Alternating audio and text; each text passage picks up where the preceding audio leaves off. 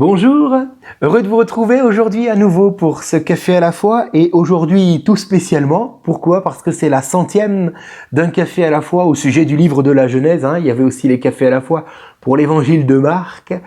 Mais aujourd'hui c'est donc la 100e pour la Genèse. Alors l'occasion simplement pour moi de vous remercier pour votre fidélité, de vous remercier aussi pour tous les retours.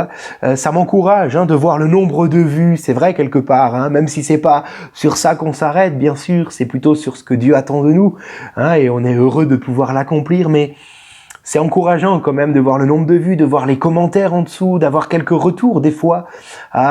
Thomas, le café à la fois aujourd'hui disait cela, et aujourd'hui j'ai vécu cela, merci Seigneur. Vous voyez, c'est vraiment encourageant. Alors j'aimerais spécialement aujourd'hui vous remercier pour votre fidélité. Bien sûr, ma prière est que ce ne soit pas une fidélité à des vidéos, mais bien plus la fidélité que vous attachez au Seigneur et à sa parole, car nous voulons en faire notre pain quotidien. Alors soyez renouvelés dans la présence de Dieu et dans sa parole, et que Dieu vous bénisse. Alors, nous allons lire la suite du récit, nous sommes dans Genèse 25, nous allons lire ensemble aujourd'hui des versets 19 à 28. Il est écrit « Voici la postérité d'Isaac, fils d'Abraham. Abraham engendra Isaac. Isaac était âgé de 40 ans, quand il prit pour femme Rebecca, fille de Bethuel, l'araméen, de Padan-Aram, et sœur de Laban, l'araméen. Isaac implora l'Éternel pour sa femme car elle était stérile et l'Éternel l'exauça. Rebecca, sa femme, devint alors enceinte. Les enfants se heurtaient dans son sein et elle dit « S'il en est ainsi, pourquoi suis-je enceinte ?» Elle alla consulter l'Éternel et l'Éternel lui dit, alors juste une parenthèse, vous voyez, quand les choses ne vont pas comme nous voudrions qu'elles aillent, combien il est bon de faire comme Rebecca, d'aller consulter l'Éternel, car l'Éternel aurait peut-être une parole à nous suggérer, n'est-ce pas? Alors je continue, l'Éternel dit à Rebecca, « 2 nations sont dans ton ventre, et 2 peuples se sépareront au sortir de tes entrailles. Un de ces peuples sera plus fort que l'autre, et le plus grand sera assujetti au plus petit. » Les jours où elle devait accoucher s'accomplirent, et voici, il y avait 2 jumeaux dans son ventre. Le premier sortit entièrement roux, comme un manteau de poil, et on lui donna le nom d'Ésaü. Ensuite sortit son frère, dont la main tenait le talon d'Ésaü, et on lui donna le nom de Jacob. Isaac était âgé de 60 ans lorsqu'ils naquirent. Ses enfants grandirent, Ésaü devint un habile chasseur, un homme des champs, mais Jacob fut un homme tranquille qui restait sous les tentes. Verset 28, Isaac aimait Ésaü parce qu'il mangeait du gibier et Rebecca aimait Jacob. Amen. Alors, le récit que nous venons de lire nous parle des 2 enfants d'Isaac et de Rebecca, c'est-à-dire Jacob et Ésaü. Alors, ces 2 enfants, Dieu révèle à Rebecca, suite à sa requête, à sa prière, que ces 2 enfants deviendront 2 nations. La suite du récit nous apprend que Jacob deviendra Israël, Ésaü, quant à lui, deviendra le père du peuple des Édomites. Et dans la tradition juive, les Édomites représentent allégoriquement l'Empire romain. L'Empire romain n'est ni plus ni moins que les nations de la terre, en tout cas au regard d'un juif à l'époque. Alors, finalement, nous comprenons que c'est ainsi que dans les derniers temps, Jérusalem deviendra une pierre pesante pour toutes les nations, selon Zacharie 12, verset 3. C'est-à-dire que toutes les nations vont se liguer et combattre Israël à la fin des temps. Alors comment dire? Ne présumons pas de nos talents de diplomate, je le dirais comme ça, en pensant pouvoir instaurer la paix à Jérusalem. Parce que cette guerre qui a commencé avec ses 2 frères, Ésaü et Jacob, ne terminera que lorsque le frère rejeté, le fils rejeté, le prince de la paix, c'est-à-dire Jésus-Christ, cette guerre ne terminera que lorsque Jésus reviendra. C'est lorsque Jésus reviendra sur terre qu'enfin Jérusalem connaîtra la paix. Alors oui, prions pour Israël, prions pour la paix de Jérusalem comme le suggère la parole de Dieu, mais n'oublions pas que cela signifie que nous devons prier pour le retour du Seigneur sur la terre. Un peu comme le suggère aussi le dernier chapitre de la Bible, donc le dernier chapitre de l'Apocalypse, où il est écrit « L'Esprit et l'épouse disent « Viens, Seigneur ». L'épouse, vous l'avez compris, représente l'Église. L'Esprit et l'Église disent « Viens Seigneur, reviens vite Jésus, reviens ». Pourquoi? Parce que nous vivons dans un monde qui est complètement dépravé à cause du péché. On appelle le mal bien, tout est renversé, les hommes bons se font maltraiter, il y a beaucoup d'injustice, etc. Alors on crie « Reviens Seigneur ».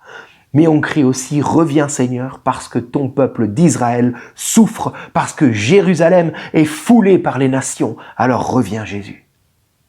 Amen. Alors j'aimerais aussi que nous puissions aujourd'hui nous arrêter plus spécialement sur la leçon de ce chapitre 25. Ou plutôt de ce que nous avons lu, les versets 19 à 28 en tout cas. Car il y a une grande leçon derrière cela. Ces deux enfants deviendront deux nations et vous l'avez compris finalement, l'une fera la guerre à l'autre.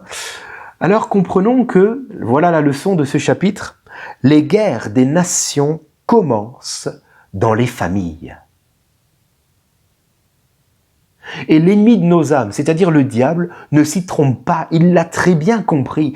Le diable sait très bien que s'il s'en prend au couple, s'il s'en prend à la famille, en sorte qu'elle soit désunie, en sorte qu'elle soit simplement bâtie sur d'autres valeurs que ce que la Bible propose, que ce que Dieu attend. Si les couples et les familles sont bâtis sur d'autres valeurs, alors la nation dans laquelle se trouvent ces familles-là ne saurait faire autrement que de rentrer en conflit contre les autres nations, puisqu'il y a déjà des conflits dans les foyers. Imaginez un instant tout un pays, toute une nation remplie de familles, de couples qui bâtissent sur ce que Dieu dit. Des familles qui s'aiment cet amour divin, qui placent donc le Seigneur en premier. Mais une telle nation ne saurait entrer en conflit contre qui que ce soit. Alors comprenons que les guerres des nations commencent réellement dans les foyers, dans les familles. Et le diable se plaît à diviser ces petits noyaux, ces petites sphères que sont les familles, les couples. Il se plaît à le faire parce qu'alors, il pense pouvoir détruire le monde. Mais gloire à Dieu, Jésus revient. Et c'est le Seigneur qui a la victoire. Alléluia. Alors, Mère Teresa a dit ceci, j'aimerais vous le lire. Que pouvez-vous faire pour promouvoir la paix dans le monde? Rentrez chez vous et aimez votre famille. Alléluia! Combien c'est vrai! Et j'aimerais vraiment, au travers de cette méditation, vous encourager à montrer votre amour dans votre famille. Et on va en parler justement. Aujourd'hui, et puis lundi, je vous propose justement de parler de cet amour que nous sommes appelés à porter dans notre famille. Aujourd'hui et lundi parce il y aura le week-end. Voilà. Alors, il y a un verset qui m'a interpellé dans la lecture qu'on a fait et j'espère que ça vous a aussi, un petit peu interpellé, que ça vous a un petit peu chatouillé l'oreille là. Je vais le relire pour vous, c'est le tout dernier verset. Au verset 28, il est écrit « Isaac aimait Ésaü parce qu'il mangeait du gibier et Rebecca aimait Jacob. » Alors deux choses sur ce verset que je ne trouve pas normal. Ok? Premièrement, ce verset montre l'amour des parents envers leur enfant. Ok? On va en rester là pour l'instant.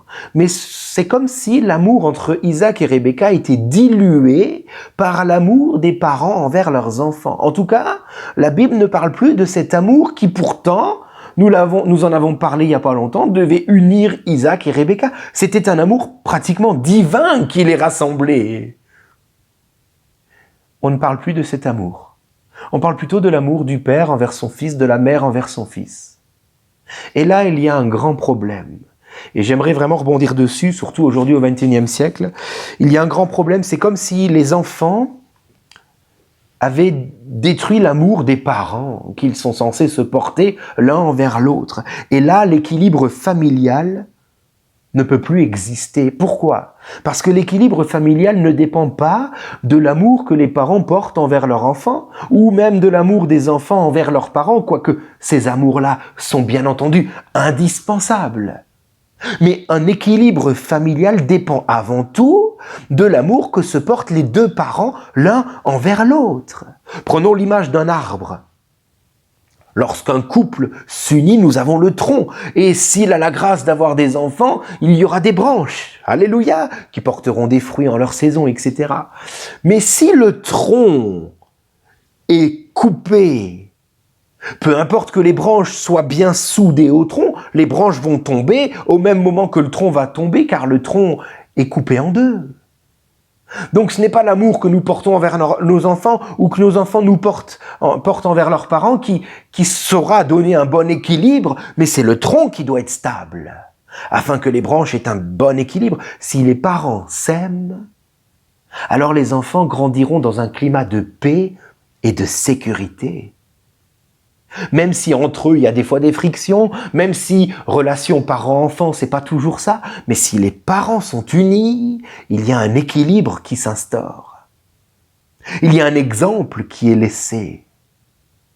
Et même, il y aura un front commun dans l'éducation entre les deux parents, bien entendu. Si les enfants font de l'opposition. Combien c'est difficile aujourd'hui d'entretenir la flamme entre les conjoints, n'est-ce pas? Surtout quand il y a beaucoup d'enfants. Et là, je peux en parler, on en a 6. Et les temps personnels avec mon épouse sont plus que rares. Et là, il y a un problème, il y a, oui, je le crois, un déséquilibre. Mais comment faire autrement? Lorsque nos seuls moments ensemble sont 10 minutes avant de se coucher le soir. Les familles nombreuses me comprennent, n'est-ce pas? Mais c'est pas facile. Et pourtant, il nous faut prier pour dégager du temps pour notre conjoint.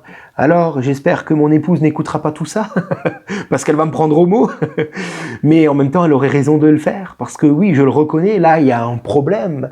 Et nous sommes appelés à travailler pour l'amour du conjoint avant tout. Alors bon, c'est aussi une saison qu'il nous faut passer. Quand les enfants sont en bas âge, c'est sûr que c'est pas évident. Et c'est aussi une saison à traverser ensemble, bien entendu. Et la prière nous porte. Mais n'oublions pas que c'est l'amour entre les parents qui tiennent la famille. Premièrement.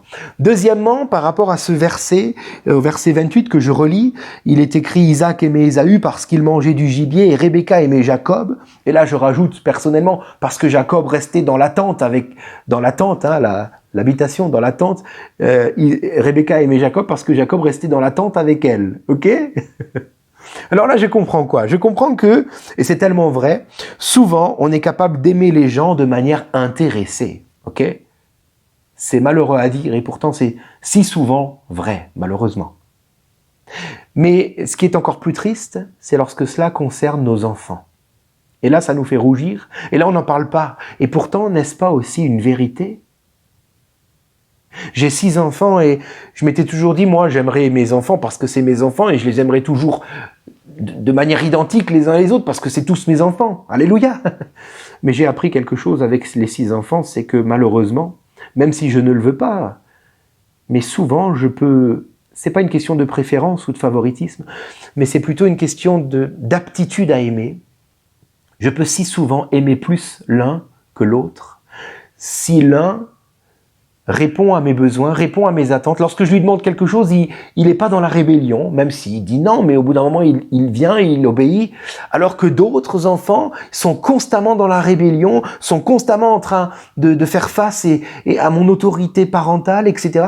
Et là, je me rends compte que j'ai peut-être plus de mal à garder le même regard sur les 2 enfants. Vous comprenez ce que je veux dire ? Non pas que je veuille faire une différence, mais je sens qu'en moi, il y a un conflit. Et je me dis, mais Thomas, c'est pas normal, tu dois les aimer de la même manière. Il ne faut pas avoir un amour conditionnel, mais un amour inconditionnel. Et le Seigneur m'a déjà repris en me disant, Thomas, regarde, moi je t'aime pas parce que tu fais, mais je t'aime parce que tu es. C'est tellement vrai. Si Dieu m'aimait parce que j'obéissais à ce qu'il attend de moi, ça fait longtemps qu'il m'aimerait plus. Parce que souvent, je mets beaucoup de temps à obéir à Dieu. Mais il m'aime parce qu'il me reconnaît comme son enfant. De la même manière, dans nos familles, faisons attention à la manière dont nous considérons chacun de nos enfants. Si Dieu nous a fait la grâce d'en avoir et d'en avoir plusieurs, posons-nous la question aujourd'hui, est-ce que nous les aimons tous de la même manière? Est-ce que nous les voyons tous avec le même regard? Ou est-ce que nous avons plus de facilité avec l'un qu'avec l'autre? Parce qu'après tout, il me fait manger du gibier. Parce qu'après tout, il vient souvent me rendre visite à la tente. Vous comprenez? C'est pas normal. Nous sommes appelés à les aimer de la même manière, à les voir de la même manière. Sinon, il y aura un déséquilibre familial. Et là, l'ennemi va se plaire à amener une division dans la famille. Et alors, chacun se trouvera des excuses, bien entendu. Mais il ne faut pas en arriver là.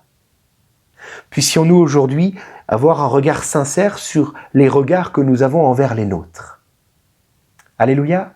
On termine par la prière. Seigneur, fais-nous grâce aujourd'hui pour la paix dans nos foyers. Car nous l'avons compris, c'est là que l'ennemi se plaît à attaquer en premier, dans le couple et dans le foyer. Alors je prie pour les couples, pour les parents, que tu nous permets d'avoir des temps où nous pouvons nous retrouver, où nous pouvons nous aimer, même nous le redire, et même si ça fait des dizaines d'années que nous sommes en couple, Seigneur. Seigneur, viens renouveler l'amour entre les parents, je t'en supplie. Je prie aussi pour les regards que nous sommes appelés à avoir envers chacun de nos enfants. Montre-nous aujourd'hui s'il y a un déséquilibre et permets-nous d'ajuster ce qui doit être ajusté afin de pouvoir être animés d'un amour et d'un regard inconditionnel envers chacun de nos enfants. Seigneur, tu nous pardonnes et nous permets aujourd'hui de rétablir l'harmonie dans nos foyers, dans nos familles. Permets-nous de réfléchir aujourd'hui sur ce qui se passe dans notre maison et donc dans nos cœurs. Amen. Voilà, que Dieu vous bénisse et je vous dis très bon week-end, très bon culte et à lundi.